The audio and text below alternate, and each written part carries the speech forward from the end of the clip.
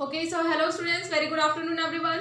As you know, I'm your science teacher and here I'm just going to take a class of class 10th. Okay, so the students in a class 10th, as you know, I have taught you yesterday in a live class and I told you about the reproduction which I taught you in my videos also. Okay, today in this video I'm just going to telling you about the tissue culture. Okay, सो बेटा मैं आपको बता दूं कि tissue culture बहुत ही important question है आपके इस लेसन से और ये जो है प्रैक्टिकल बेस्ड है इसलिए भी इम्पॉर्टेंट है और साथ ही साथ आपके एग्जाम में 8 से 10 नंबर का प्रैक्टिकल बेस्ड क्वेश्चन भी आता है। ठीक है, तो इसको आपको अच्छे से पढ़ना है और ये मेथड बहुत ही सिंपल है, आप इसको अपने वर्ड्स पे भी लिख सकते हैं। जैसे मैंने पहले भी कहा था आपको डायग्राम बना के बताना होगा। ओके, तो चलिए स्टार्ट करते हैं आज का टॉपिक। सबसे पहले टिश्यू कल्चर की बात कर रही है तो इसका मतलब क्या है कि किसी भी प्लांट के टिश्यू को क्या करना है, उसको डेवलप कराने की प्रोसेस टिश्यू कल्चर में होती है और टिश्यू में जो डेवलपमेंट कराने की प्रोसेस है वो आर्टिफिशियली कराई जाएगी। ओके, तो याद रखिएगा टिश्यू कल्चर क्या होता है, वो वेजिटेटिव रिप्रोडक्शन का आर्टिफिशियल पार्ट है,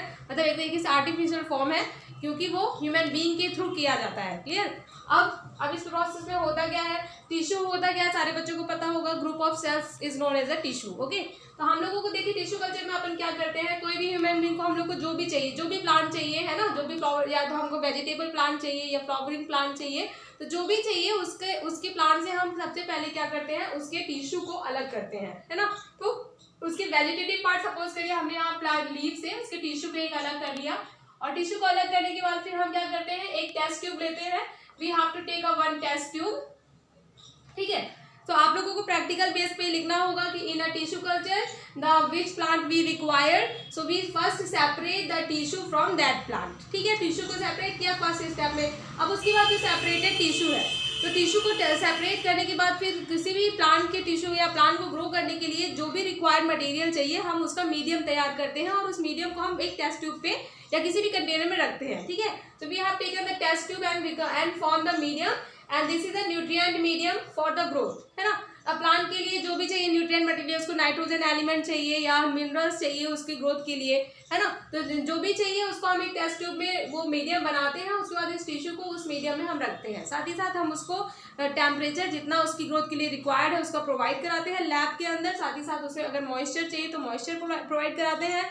ओके, और सनलाइट ग्रोथ जो भी उसकी ग्रोथ के लिए जरूरी है तो हम इस मीडियम में उसको मतलब देते हैं। साथ ही साथ वो ऐसा एटमॉस्फेरिक कंडीशन उसके आसपास बनाते हैं हम लोग कि वो प्लांट को ग्रोथ को मतलब आसानी से ग्रोथ कर सके, उसको किसी भी तरह का ये ना हो कि वो मतलब उसकी ग्रोथ प्रभावित हो। ओके, तो इस तरह ये सारी चीजें हम लैब के अंदर करते हैं। क्लियर। अब ये देखो, जब हमने टेस्ट ट्यूब में इस किसको डाला, इस टिश्यू को डाला, न्यूट्रिएंट मटेरियल इसने यहाँ से गेट किया।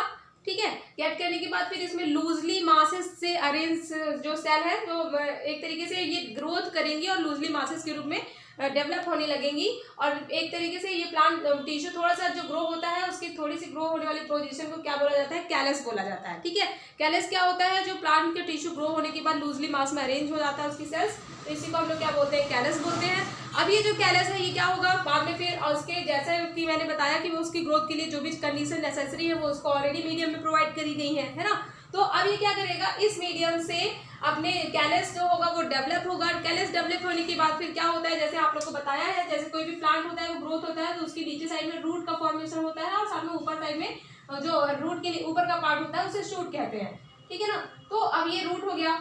अब जो यहाँ पे क्या होगा, कैलस जब डेवलप करेगा क्योंकि इसको न्यूट्रिएंट मटेरियल दिया है तो ऑब्वियसली वो डेवलप तो करेगा ही, फिर बाद में यही कैलस क्या हो जाता है, रूट उसकी बाहर में पीछे नीचे साइड में रूट आ जाती है और ऊपर साइड में वो प्लांट के रूप में ग्रोथ करता है। इसी को क्या बोला जाता है, शूटेड प्लांट, यानी इस प्लांट में रूट एंड शूट, यानी रूट आप लोग को पता होगा रूट क्या होता है, शूट मतलब प्लांट के ऊपर का ये स्टेम पार्ट है ना। रूट एंड शूट जब इस कैलस के डेवलप होने के बाद आ जाती है तो इसको सूटेड प्लांट कहते हैं। और सूटेड प्लांट जब ये इसमें रूट आ जाएगी तब हम इसको क्या करते हैं, इस प्लांट को इस मीडियम से बाहर निकाल करके किसी भी दूसरे पॉट में या फिर किसी भी अपने फील्ड पर लगा देते हैं। ठीक है, इस तरीके से वो प्लांट आसानी से ग्रोथ करता है और हम जिस तरीके से चाहते हैं कि हमको जो भी प्रोडक्ट मिले, प्लांट प्रोडक्ट मिले, फ्रूट मिले या वेजिटेबल, तो वो हम लोग को हमारी इच्छा के अकॉर्डिंग, हमारे डिजायरेबल अकॉर्डिंग वो फूड प्रोडक्ट हमको प्रोवाइड कराता है। ठीक है ना, तो इसी को क्या कहते हैं, टिश्यू कल्चर कहते हैं। अब सबसे बड़ी बात यह है कि टिश्यू कल्चर जो होता है ये बहुत ही मतलब एक तरीके से बहुत रैपिडली हमारी रिक्वायर्ड को कंप्लीट कर सकता है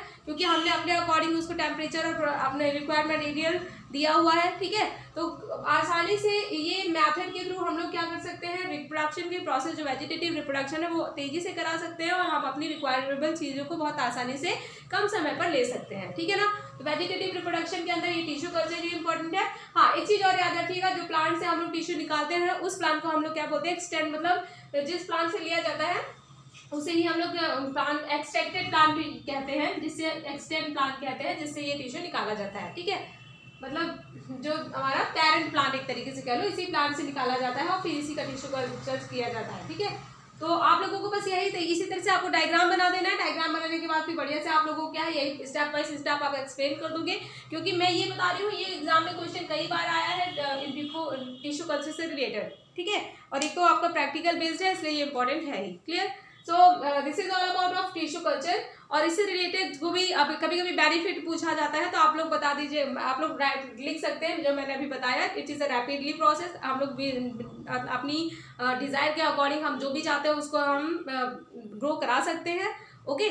और इसमें क्या होता है, बेटर जो प्लांट की ग्रोथ के लिए बेटर न्यूट्रिएंट मटेरियल प्रोवाइड कराया जा सकता है, ठीक है। सो this is all about of tissue culture, okay, and this is ending of my today's class. Clear? So thank you and have a nice day.